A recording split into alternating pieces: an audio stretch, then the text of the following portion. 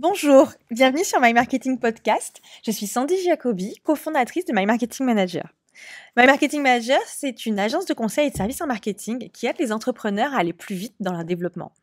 Parmi nos clients, pas de grandes marques internationales, pas d'entreprises du CAC 40, mais des entreprises et des dirigeants innovants, intelligents, passionnants, qui ont compris que pour grandir, ils ont besoin d'intégrer le marketing dans leur stratégie.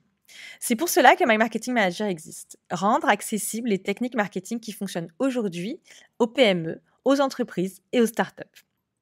Avec My Marketing Podcast, on partage nos conseils en marketing, bien sûr, en marketing digital, et on parle également des techniques de vente en tentant de répondre aux questions qui nous sont le plus souvent posées. Aujourd'hui, je suis ravie de inaugurer une nouvelle série d'interviews. Des interviews d'entrepreneurs qui partagent leur parcours et comment ils ont intégré le marketing dans leur entreprise, alors que ce n'est à la base pas du tout leur métier. Pour ce premier épisode, j'accueille Laurent Vella, qui a fondé Avelia en 2003. Avelia est spécialisée dans le déploiement de solutions sécurisées, économiques et innovantes pour accompagner les entreprises dans la réussite de leur transformation digitale. Sur un marché très concurrentiel, Avelia connaît une croissance insolente. Alors, comment ont-ils construit cette croissance? Quelle stratégie a été mise en place et comment gère-t-on une croissance aussi rapide?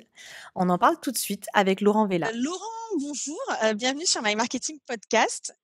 Donc Laurent, en fait, toi, tu as créé Avelia à 23 ans, donc tu sortais de tes études et tu venais finir une école de commerce, si je me trompe pas, à l'EDEC. Tout à fait, C'est exactement. c'est assez atypique de démarrer directement après ses études. Donc finalement, qu'est-ce qui t'a donné envie de te lancer et comment t'es venue l'idée d'Avelia? Alors, me lancer avoir ma propre entreprise, bon, c'est un peu quelque chose qui vient un peu de famille puisque mon grand-père et mon père étaient entrepreneurs aussi. Donc, c'est vrai que ça a certainement dû jouer dans ma volonté de monter ma propre boîte. Plus particulièrement Avelia, au départ, on était parti sur une idée qui était d'être la direction externalisée télécom des entreprises. Finalement, ça n'a pas très bien marché cette idée-là. On n'a pas réussi à signer de clients sur cette idée-là, et on est revenu à quelque chose d'un petit peu plus classique, d'être un opérateur intégrateur permettant de gérer l'ensemble des besoins télécom et réseau des entreprises. Pourquoi cette idée-là? Parce que je venais déjà de ce monde-là, télécom et réseau. J'avais créé une première société qui était une société de prestation auprès des opérateurs télécoms. Donc mes clients étaient les opérateurs. Et j'ai eu envie de passer le pas et d'être plutôt le prescripteur et le fournisseur de services des entreprises. OK, d'accord. Donc en fait, au départ, vous aviez une idée, enfin, tu avais une idée et on va dire que c'était pas ça n'a pas été du premier coup la bonne idée et en étudiant le marché, donc tu as un peu pivoté et c'est là où tu as trouvé ton marché, si je résume? Oui, tout à fait. Au début, on voulait je voulais être juste un consultant, une chefferie de projet, une direction télécom externalisée des clients qui savaient pas forcément comment bien appréhender leurs problématiques de télécommunication, les accès Internet, les accès voix, le service de téléphonie, la sécurité réseau, etc. C'est pas le cœur de métier des clients, et c'était vraiment de dire, bah voilà, externaliser cette partie-là, on va le gérer pour vous. Mais sans avoir nous-mêmes des ressources pour le gérer. Je me serais appuyé sur des partenaires pour le faire. Et externaliser cette direction-là, ça n'a pas pris. On a testé ça pendant 1 an, 2 ans, et ça n'a pas pris. Et donc on est revenu sur quelque chose où on a dit bon, non, il faut investir et changer de cap. Et on est devenus nous-mêmes opérateurs et nous-mêmes intégrateurs télécom avec. Là, on a investi en prenant des techniciens, en les formant, en prenant des chefs de projet, des formants, etc., des commerciaux, et puis on a commencé à grandir comme ça petit à petit. Du coup, tu fais la transition parce que, une des questions que je voulais te poser, c'était comment vous aviez, au tout début, quand on part de zéro et ça, c'est une question qu'on me pose souvent, c'est comment on trouve les premiers clients? Comment ça s'est passé? Alors, peut-être pas forcément sur la partie où ça s'est moins bien passé, la partie, donc si je comprends bien, externalisation des DSI, puisque bon, c'est peut-être pas là où vous avez eu le plus grand succès, mais c'est bien parce que du coup, ça montre que c'est pas toujours la première idée la bonne et que c'est aussi bien de ne pas persister dans une direction où on voit que manifestement, bout de quelques mois, on voit que il y a pas de réponse. Mais alors, si on parle de la transition, quand tu as recruté ton équipe, que vous avez investi, que vous avez décidé de devenir opérateur, comment vous êtes allé trouver ces premiers clients? Alors, de manière très traditionnelle, embauche d'un premier commercial qui faisait sa prospection téléphonique, terrain, son réseau personnel qui va lui permettre d'amener des clients. Moi-même, mon premier cercle de réseau. Alors bon, c'est sûr qu'à 23 ans, on n'a pas un réseau énorme, hein, ça paraît évident. S'appuyant sur des personnes ou sur des apporteurs d'affaires qui eux-mêmes peuvent amener les toutes premières affaires. Les premières sont par évidence jamais les plus difficiles à avoir parce que il faut que les personnes vous fassent confiance alors que vous n'avez pas forcément de référence, pas un historique important ou des fois au tout début vous n'avez même pas un bilan à présenter. Donc c'est souvent un premier cercle. Quand on lève des fonds en général, le premier cercle c'est la love money pour lever les fonds. Le premier cercle de clients, souvent, c'est des proches ou des proches de proches qui vont vous faire confiance malgré le fait d'une certaine inexpérience ou en tout cas un historique qui n'est pas encore là. Voilà. Donc ça, c'est les premières fois. Plus à la personne. Bon, moi, je suis pas, malgré le fait que j'ai fait une école de commerce, je suis pas un commercial pur et dur et qui prend son téléphone toute la journée à faire de la prospection, mais la seule chose que j'ai appris, c'est que quand vous faites une vente, vous vendez-vous, entre guillemets, la confiance que vous allez pouvoir générer et donner à votre futur client. C'est pour ça que d'ailleurs, souvent, les clients deviennent des amis ou en tout cas des relations de travail proches et que on est assez impliqué dans la réussite après de la solution qu'on leur a mis à disposition. Donc, si je comprends bien, au départ, il n'y a pas… Pardon. Non. Donc voilà, au départ, c'est vraiment de manière très naturelle sa propre prospection téléphonique, sa propre organisation, sa mise en place de réseau, de relations. Ce que j'avais fait dès 2005, donc relativement de manière assez rapide. Je m'étais inscrit sur un certain nombre de sites qui permettaient à l'époque de générer des leads, en tout cas où les premières plateformes où des professionnels peuvent faire des demandes de devis et ça permettait d'avoir des arrives et ces personnes-là ont beaucoup de déchets, mais ça a permis de gagner quelques clients et des clients en plus toujours importants et que j'ai toujours plus de 15 ans après. Donc ça, c'était le bon côté de l'histoire. Voilà. Donc, si je comprends bien, en fait, au départ, c'était on y va, on va chercher les clients, chacun se retrousse les manches. Mais est-ce qu'il y a eu un moment ou un élément déclencheur qui a fait que vous vous êtes dit, bon, là, on va avoir besoin de mettre en place quelque chose de plus structuré, notamment au niveau marketing et d'investir là-dedans? Est-ce qu'il y a eu un élément déclencheur en particulier? Alors, il y a eu deux éléments. En fait, avant d'arriver à cet élément déclencheur, faut comprendre que, c'est-à-dire de la création de la société jusqu'en 2014, l'essentiel du chiffre d'affaires et de la prospection était fait par moi en direct, par mon réseau, on va dire, plus quelques commerciaux, mais un ou deux commerciaux, hein, donc ça n'est pas très très loin en termes de force de vente commerciale. Ce qui nous a permis de grandir doucement, mais pas d'exploser. À partir de 2014, pour éviter d'être trop dépendant d'ailleurs de moi commercialement, on a pris la décision d'investir assez massivement sur l'embauche de commerciaux, directeur commercial et plus toute une force de vente. Aujourd'hui, on a plus de 15 commerciaux et on est encore en train d'en recruter. On a un plan de recrutement là sur les prochains, pour moi, et les prochaines années. Ce qui nous a permis déjà de structurer commercialement nos offres, notre manière de travailler, notre prospection, de devenir beaucoup plus industrialisé, professionnel à ce niveau-là, et donc de ramener beaucoup plus de nouveaux clients dans notre croissance, qui fait qu'on a plus que largement doublé notre chiffre d'affaires sur ces dernières années. En parallèle de ça déclenche une question essentielle, c'est qu'un commercial à recruter, à former, à fidéliser, c'est compliqué. On peut se tromper dans le recrutement. Ça, le fit peut ne pas se faire entre la société et le commercial. Donc, quand vous avez un bon commercial, faut tout faire pour le garder, de le mettre dans de bonnes conditions. Et dans de bonnes conditions, ça veut dire que s'il est bon pour la signature, faut éviter qu'il passe trop de temps en prospection, parce que c'est là où il perd du temps. Il faut mieux qu'il soit devant un client à signer ou à essayer de le faire signer ou à vendre des projets plutôt qu'à faire de la prospection dans le vide. Et c'est ça qui a déclenché en fait notre première réflexion sur le marketing, à se dire il faut absolument qu'on arrive à générer plus de leads en amont pour alimenter nos commerciaux et les rendre plus efficaces. Voilà.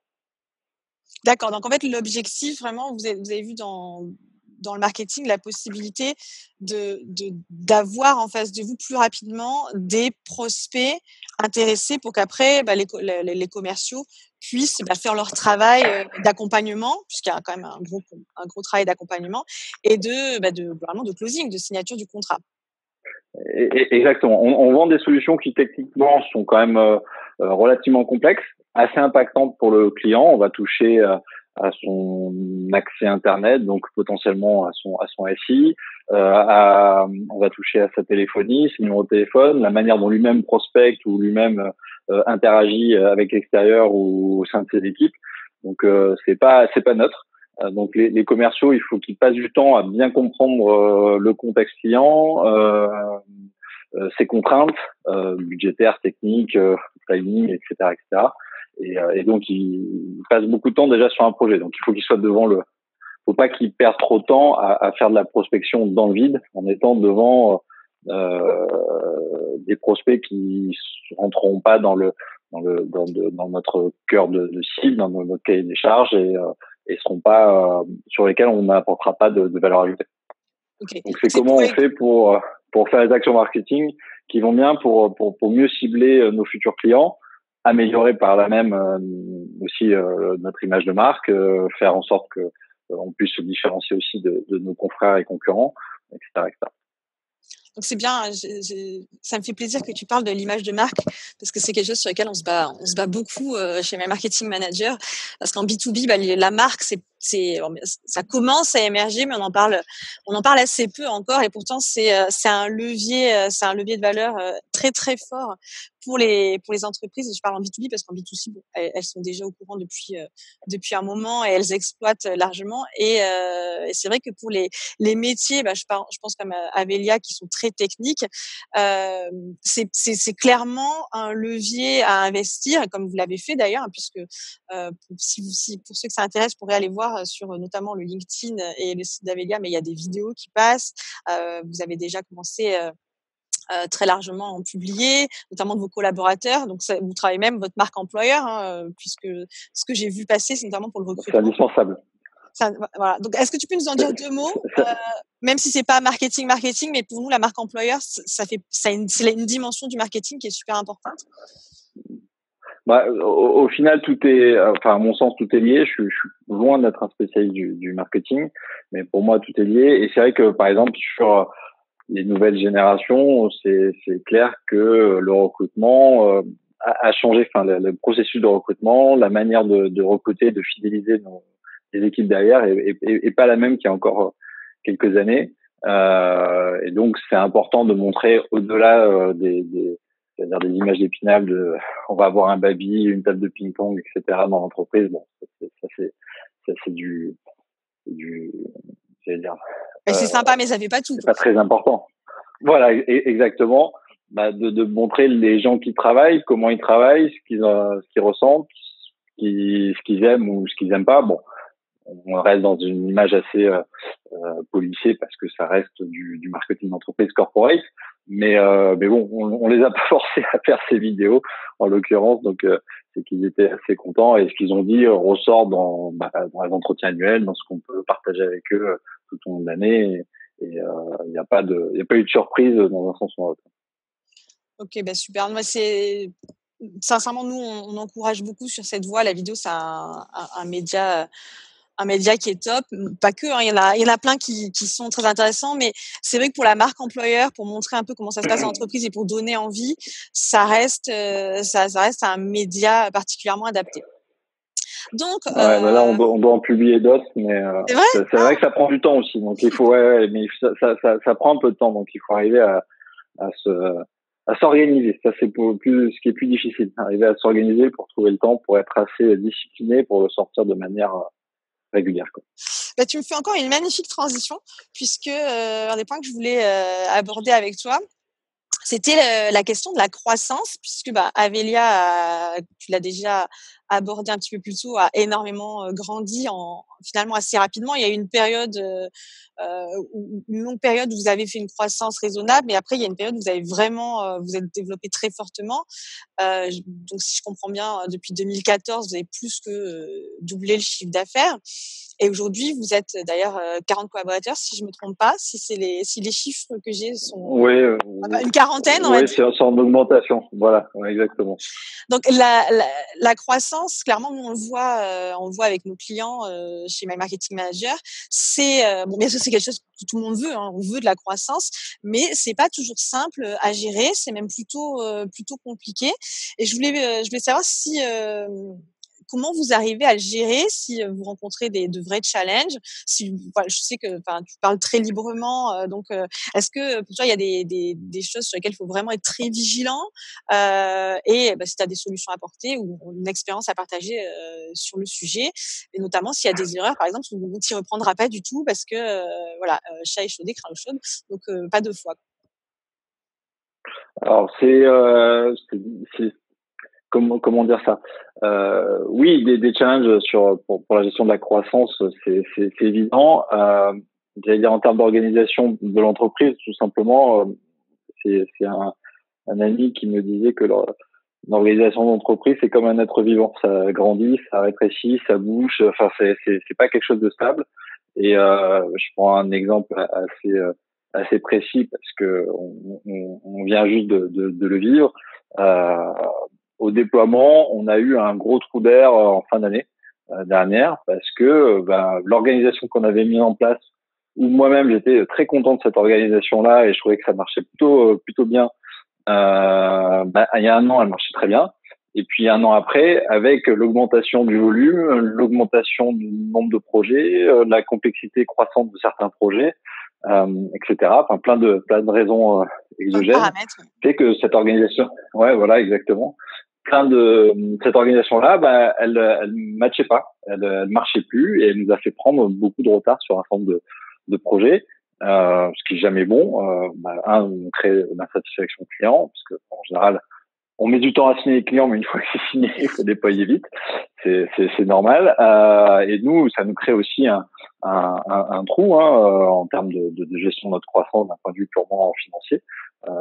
Quand les affaires elles sont pas déployées, elles sont pas payées. Donc c'est pas bon. Ça demande à un moment donné juste de se poser, bien analyser les problèmes, prendre des décisions, tâtonner pour être clair sur. Il n'y a pas de solution miracle, il n'y a pas d'organisation miracle. Se retrousser les manches, repasser, retourner un peu. Je veux dire, par exemple, moi, je refaire un petit peu de gestion de projet pour donner un coup de main. Et puis là, voilà, en 2-3 mois, on arrive à remettre quelque chose bien au carré. Et on est reparti sur de très très bonnes bases pour la suite. Mais je sais très bien que quelque part l'erreur que j'ai faite de un petit peu me reposer sur les lauriers sur cette partie déploiement, je la referai plus parce que je me doute que d'ici un an, avec la croissance qu'on a, il faut commencer à anticiper dès aujourd'hui sur l'organisation que je vais avoir besoin dans 2 ans, dans 3 ans, que ce soit humaine, que ce soit en termes de process, que ce soit en termes d'outils, en termes de formation, etc., etc. Et c'est une bonne leçon. Ça nous a permis à l'entreprise de progresser. Et au final, on fait par essai-erreur et par petites touches.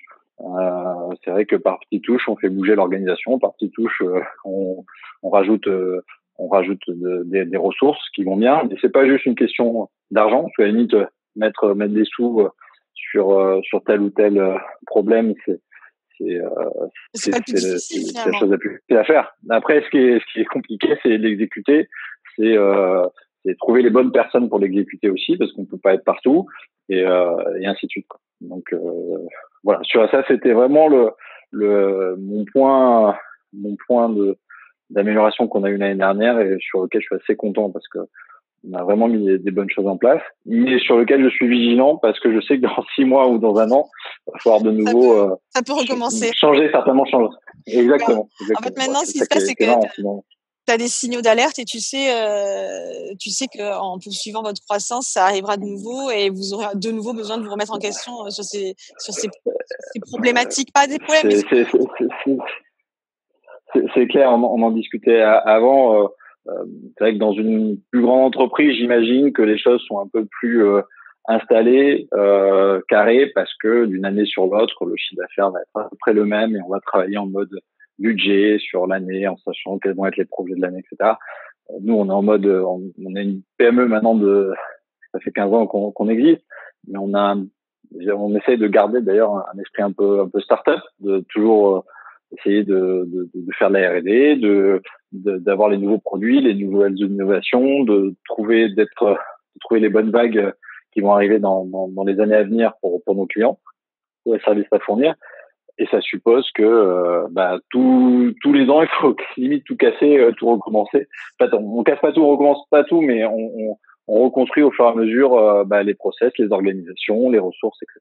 On a la chance d'avoir un taux de je sais pas, sur les RH, on a des équipes qui sont plutôt fidèles, notamment que ce soit techniquement, commercialement, administrativement. Donc on a des bonnes ressources, et on arrive à les fidéliser sur le temps. Donc ça, c'est plutôt un très bon atout. Et maintenant, comment on construit là-dessus pour continuer à améliorer ça? Alors du coup, pour la suite, parlons-en. J'ai vu que vous avez ouvert une nouvelle agence à Orléans, en plus des 3 autres, si ma mémoire est bonne, qui sont donc à Paris, à Nice et à Toulon. Est-ce qu'il y a d'autres projets ou d'autres perspectives pour 2020 dont tu pourrais nous parler? Alors sur la partie commerciale, c'est de continuer à renforcer nos agences existantes. Donc on a déjà un commercial qui arrive supplémentaire, qui arrivera dans les prochains jours, prochaines semaines. Et on en a d'autres dans le pipe de recrutement pour continuer à renforcer les équipes. Peut-être une autre ouverture d'agence d'ici la fin d'année, mais ça dépendra des opportunités qu'on aura. C'est pas une priorité. Renforcement des équipes techniques, ça à la limite on le fait, j'allais dire de manière quotidienne. Recrutement ingénieurs, techniciens, administrateurs réseau, chefs de projet. Donc ça continue. Et en termes d'investissement, c'est continuer à investir sur notre solution de téléphonie dans le cloud et solutions de softphone et communication unifiée. On a maintenant, sur lesquels on a beaucoup investi depuis 2017 et qui commence à bien tourner, et on a beaucoup de clients dessus, donc c'est de la déployer encore plus.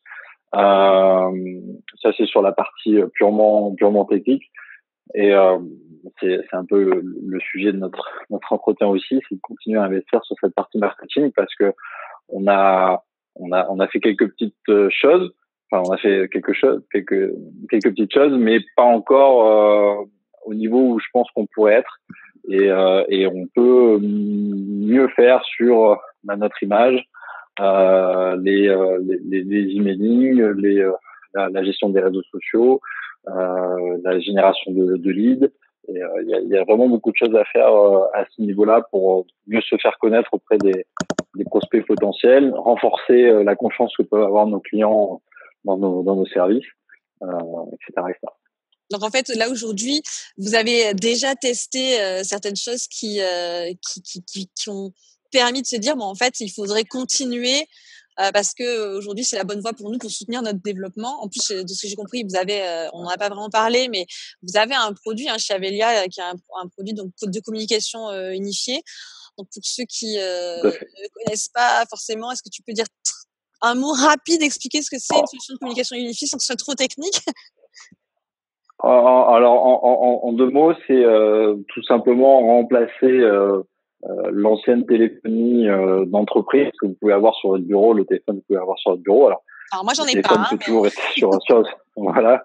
Le téléphone peut toujours, mais il est encore bien présent, donc le téléphone peut toujours rester sur le bureau, mais c'est de pouvoir se libérer de contraintes purement physiques et avoir une solution de téléphonie qui est à la fois dans votre iPhone, dans votre Samsung, dans votre, je vous aurais peut-être pas cité de marque, dans votre voilà, smartphone, tablette, PC, Mac, téléphone, et de pouvoir communiquer, de pouvoir prendre votre appel d'où vous souhaitez, où vous soyez, et communiquer par visio, par téléphone, par messaging, envoi SMS, etc., etc. Donc, on va avoir l'ensemble des moyens de communication sur une seule et même plateforme. Donc, si je comprends bien, ce produit aujourd'hui, puisqu'on peut vraiment parler d'une solution, d'un produit, pour 2020, vous allez encore plus vouloir le développer. Donc, ça fait partie de vos perspectives. Bon, déjà, top. Où est-ce qu'on peut en savoir plus? Où est-ce qu'on peut trouver des news où vous rencontrez Avelia, savoir ce que vous faites? Est-ce que tu as un site internet? J'imagine, mais je vais te laisser le dire. Oui, alors sur notre site web, qu'on falloir, ça va être le projet aussi 2020-2021 qu'on fasse forcément évoluer. Donc le site web, sur notre page LinkedIn, et on a sur notre page Twitter. C'est le plus simple pour nous contacter. Donc le site internet, c'est avelia.net, avelia.net, donc avelia.net, et je suppose que le LinkedIn, voilà, c'est Avelia. Et tu as un profil. Exactement. Et toi, tu as un profil LinkedIn. Exactement. Laurent Vella. Laurent Vella. On le mettra éventuellement en description, comme ça on pourra trouver. S'il y a des gens qui ont des questions en plus, ils pourront t'écrire. Mais écoute, Laurent, merci beaucoup. Merci d'avoir inauguré d'ailleurs cette série d'interviews. Je te dis un grand merci et à très bientôt. Merci beaucoup. À merci bientôt. Laurent.